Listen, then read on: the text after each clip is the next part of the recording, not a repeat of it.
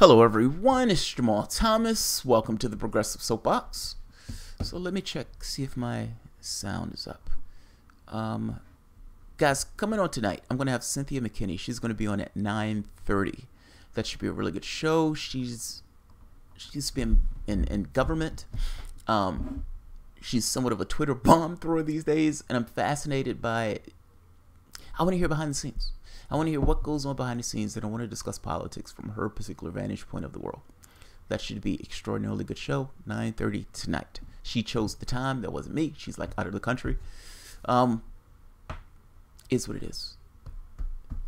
Nick Brana. If you remember, Nick Brana was the gentleman who came up with the draft Sanders. He worked as Sanders communication director, and after the debacle with Sanders, he kind of pulled himself out of it and said, we need a new party. The way this party apparatus is now, it doesn't necessarily allow progress. The Democratic Party has a workable point of view of the world, and they seek to protect and fight and fend off anybody else who's trying to change that workable point of view, even when the public itself is saying we need something different. We have a two-party monopoly of sorts. And I know that this sounds weird. You can call it a duopoly, I call it monopoly, because I think those things are the same party. They pretend and feign as if they're different. They're two parts of the same thing. That's Brana's point. You need something fundamentally different. You can't have this system that has workers and plutocrats within the same party structure. Who's going to get shafted when the intentions of both are contrary to one another? What you found was with the advent or the extension of Bill Clinton in this kind of New Deal or third way politics. Well, come on in, plutocrats. Thank you for the dollars. Now the question becomes, if you have labor on one side, you have plutocrats on the other, you have a rapacious bunch of Republicans, these maniacs who are willing to openly take down labor and to go on in different, you can call it identity groups. What do you do? If you're looking at this purely from a political standpoint, you take the dollars because you say these dollars are going to allow me to get elected. You say, thank you very much for the dollars. And you say, what do you need me to do in that office? While at the same token giving lip service to the lefties and the progressives and the other people who are in the party itself. At some point, you realize that the distribution of power between the two sides, meaning between Clintonites taking money from plutocrats and between blacks, Hispanics, gays, workers, unions, the 99%, the power dynamic is shifted. Republicans are insane. Blacks, Hispanics, unions, workers understand that Republicans are insane and will go after them. And at some point, the Clintonites, the Democrats who are there now, looked at those other demographics that have allowed the Democratic Party to be what the Democratic Party is, and it told them, you have nowhere else to go. You're going to sit down, we're going to take this money, and we're going to do what these plutocrats say, and we're going to be incrementally better than the other party, and you're going to appreciate it, because you have nowhere else to go. We are the Democratic Party, we are the left, we are the end mark. This is as far as you can go, and yes, even though we're moving further and further to the right, you have nowhere else to go. Nick Brana says, no, we do. Now, I make the point that even if we don't specifically have another party to go to, it's more important that you're willing to pull yourself out of the political system and stop feeding a party that looks at you as being this thing that it can just manipulate for votes. Be afraid of the Republican Party and vote for us. Pay no attention to who we're putting in that office. Nick Brana looks at that model and says, yeah, no, I'm done. And with 15 million other people, Nick Brana pulls himself out. And Nick Brana starts this movement for a people party. Eventually, it used to be draft Sanders. Sanders didn't necessarily do anything about this. And then it became Movement for People's Party. He's at the protests with the Poor People Campaign. The Poor People Campaign is Rev Barber's, I guess you can call it his campaign to draw attention to poverty within the United States. This is going to be all across the United States with the goal of trying to shut down multiple capitals all throughout the United States. Trying to draw attention to say, hey, this is the richest country on the planet, and yet we're ensconced in poverty. A third of these people are in desperate poverty. You have a half of the people in the country working low-wage or poverty jobs. This is a problem. And you guys are paying no attention to it. You're telling me about the economy being great. You're telling me about how the economy is recovering and all this other stuff. You're giving tax cuts to plutocrats. You're giving the military trillions or losing track of trillions. Your country is ensconced in poverty. What are you going to do about the poverty? Nick Brana, pushing this and going with Rev Barber on this, got arrested in Washington, D.C. Let's take a look at the press release, because I want to talk about this. Nick Brana has been arrested along with Rev Barber II and 300 other protesters in launch for the nonviolent 40-day of moral action organized by the Poor People's Campaign. The arrest occurred on the Northeast Capitol lawn in Washington, D.C. after protesters led by Barber and his Poor People's Campaign co-chair, Reverend Theo Harris, shut down Independence Avenue. The street closed for 90 minutes before police moved in to arrest the peaceful demonstrators for obstructing the main thoroughfare. The PPC organized a mass movement around the country, including simultaneous actions today at state capitals to protest these horrendous statistics. Some 140 million people live in poverty when basic necessities are taken into account, and half of the nation's children are poor. Think about that. When you look at our system and you say half of the country's in poverty, I've had people say to me, "Nah, man, it's only a third. It's only a third." What they're missing is when you take into what do people need to make their ends meet, and you take that into account, and you end up with this thing of the technical definition of poverty that the United States uses is inadequate. When you take into account some 140 million people live in poverty when basic necessities are taken into account, meaning people don't have the access to resources to buy the basic things that they need. This guy says, okay, I'm going to not take the medicine this time around so I can eat and feed my family. That type of stuff. People who are living at the bare edges of society itself. Pay no attention to these people. Rev Barber is saying, no, you need to pay attention to these people. And Nick Brana is there, working with him. Good on Nick Brana. It's time to break the silence about America's war on the poor. And one of the most prosperous nations on the earth, it is time we say that everyone has a right to live. 50 years ago, Reverend Dr. Martin Luther King called for Poor People's Campaign to begin a revolution of values in America. Movement for People's Party is an official partner of the Poor People's Campaign in reigniting the campaign by uniting thousands of people across the country to challenge systemic racism, poverty, militarism, ecological devastation, and our nation's distorted morality. We have to cry loud until our hearts are changed. It's time to cry loud with every bit of love. Somebody's hurting our people, and we won't be silent anymore. Reverend William Barber. I agree with this entirely. Our values are fucked up. Like even from the standpoint of the militarism thing, our values are fucked up. We look at Jeff Bezos assigning $130 billion as being perfectly okay, while at the same time rationalizing why this level of poverty in California, why this level of people homeless is okay. That the value system is way off. By the way, I've had arguments or conversations with my mom where I would kind of make the point to her that, private industry is not there to give people jobs. It doesn't necessarily care about the social impact of the way it goes about its affairs. The goal of private industry is to maximize their profit. If I can hire somebody to do a particular job that's going to make me profit, great. I'll hire that person. If not, I won't hire that person. It's nothing personal for the individual. It's nothing personal to the society. My goal in this is to maximize my profit. My point in this is government has a different job. It has a different goal. The thing that government is, you would think, is supposed to do is deal with the problems that affect the society itself. The fact is, I would like a society of free men. Now, you can even call this a human rights campaign as opposed to a poor people's campaign. There's no such thing as freedom if people don't have access to the things that they need. Meaning, you're no longer 2/3 or 1/3 of a human being or whatever it was, 2/3 a person. Great. Thank you for acknowledging that I am a full person, that I'm a man. But if I can't eat, if I don't have capacity to get medicine when I need it, if I can't go to school when I want to go to school, then you're not free. And I will make the argument that a lot of people today, as they're on this hamster wheel, half of these people living in poverty, that's not freedom. That's something else. That is not a person pursuing their affairs. That's a person on the bare edge of survival, barely making ends meet. Rev Barber and Nick Brana is trying to draw attention, saying, look, we have a problem here. Fix it. They're not poor because they're horrible people. They're poor because of issues of policy.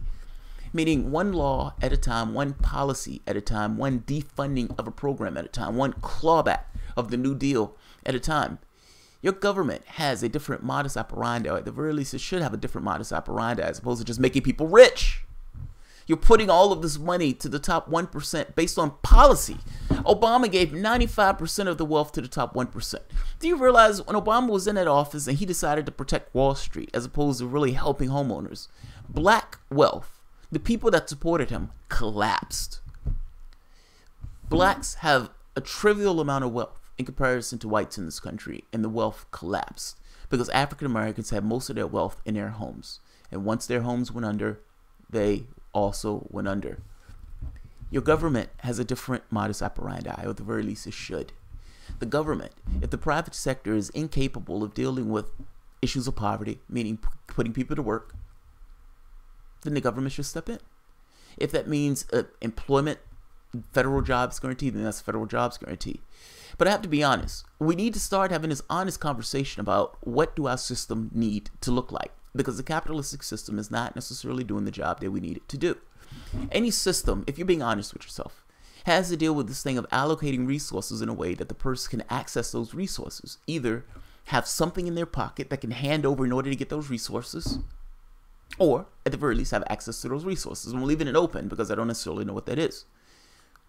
But if your system creates this weird scenario where one man has $130 billion and another man is literally taking a dump on the street because he doesn't have a toilet or doesn't have a house, then I would say your system is fucked up.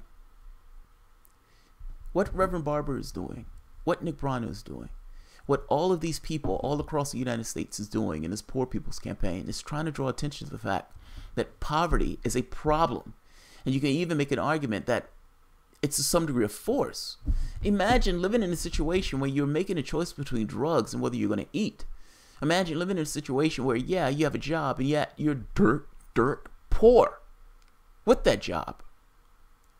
Anybody that works should be able to take care of themselves. Period. If the private sector can't do it, then the government should step in. That's what I think. The system needs to be reorganized and changed, but in the short term, yeah, these guys are right. Now, here's the catch. The lawmakers already know. They just don't care. The Poor People's Campaign is not necessarily there in order to change the mind of lawmakers. Their mind is not going to change. They've been, their gullet has been full of cash where their belly is about to blow open. No, this is to draw attention from the standpoint of the public itself. One of the things that Martin Luther King was amazing at was drawing the attention of the public to a point. This idea of this kind of strategy of non-violence to change the minds and the morals of the country itself. These cops are beating the shit out of Negroes. Oh my God, this is horrendous. That person might not have thought that there was a problem with civil rights. They damn sure thinks there's a problem with cops beating the shit out of African Americans. They're trying to draw attention to an issue. Will it work? I don't know. It's supposed to be sustained over the period of like months. So, good on Nick Brana, good on Rev Barber. And by the way, there's one last thing I want to add to this. This thing of religion and the left. The left, it's often said that the left has issues with religion, and I think they do, even though these two things dovetail magnificently well. My mom used to take me to church. I used to hate it because I used to think these people were maniacs, or at the very least somewhat insane. As I got older, my view on religion hardened to a certain degree, meaning, becoming even more antagonistic towards this idea of Christianity or religion in general. As I've gotten older, less so, because I begin to understand something. Just because I disagree with them on this sky god stuff, the moral values, or the values that these guys, if they're being honest with themselves, line up. Religion sometimes has this thing of not understanding how people can come to this kind of moral center, this kind of humanistic values without a religious basis. They don't need to understand it. By the same token, I don't fully need to understand what I have this idea of a sky god. None of that stuff makes sense to me. But on the value system themselves, on the things that we agree on, it dovetails. There's this interesting aspect about religion, and the reason why I changed my mind on it to some degree, not in the belief in it. Martin Luther King Speaking of Reverend Barber, Martin Luther King, he was the person that changed me on this. I've listened to a ton of his speeches. And to listen to his speeches, I often say there's no such thing as morality, and yet this kind of moral force comes through with Martin Luther King as he's making his pitch.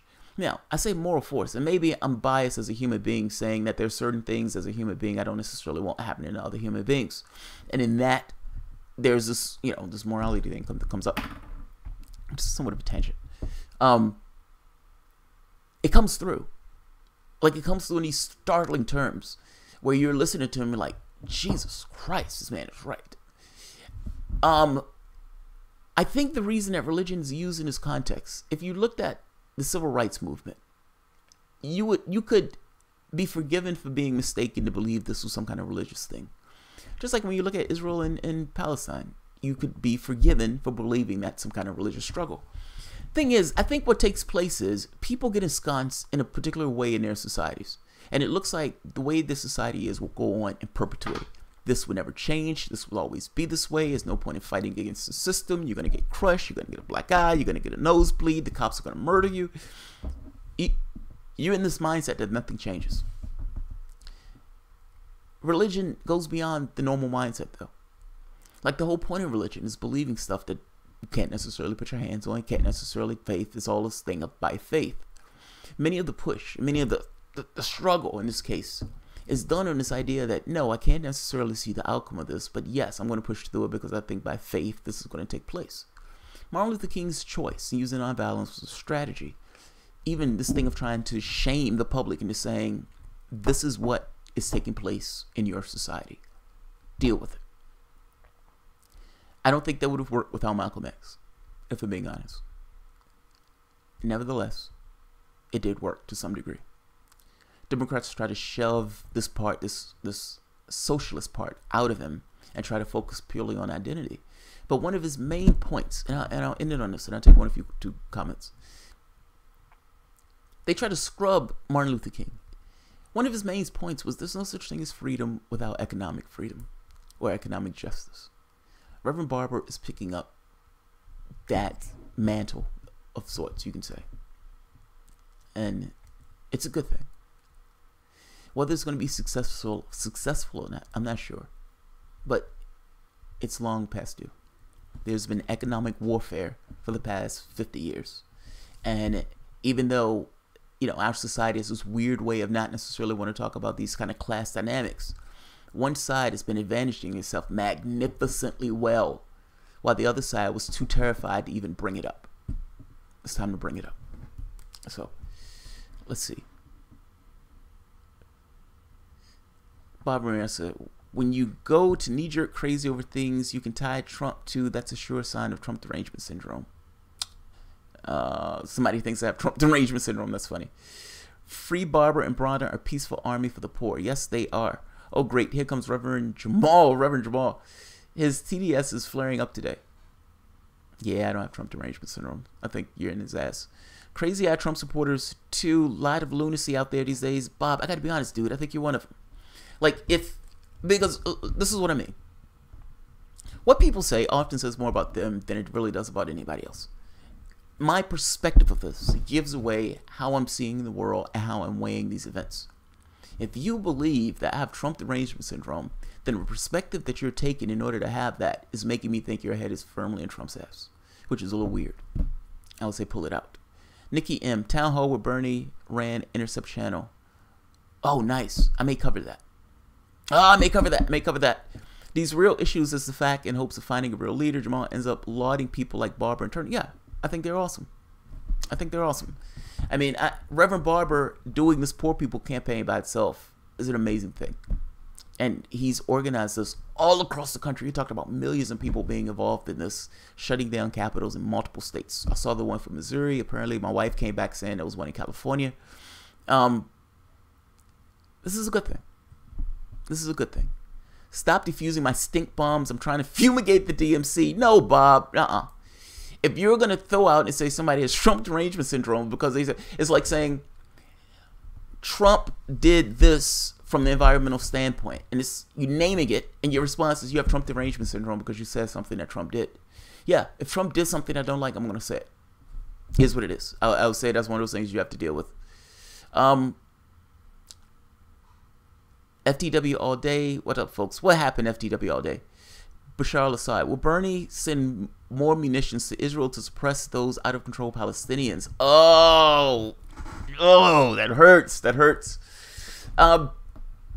Bernie Sanders, whatever you want to say about him, has come out with this thing of saying, look, we need to deal fairly with the Palestinian-Israeli conflict. He said more on that than I've heard most people say on that. Even on the debate stage, when he was with Hillary Clinton, making this point that Palestinian rights needs to be respected and et cetera, et cetera.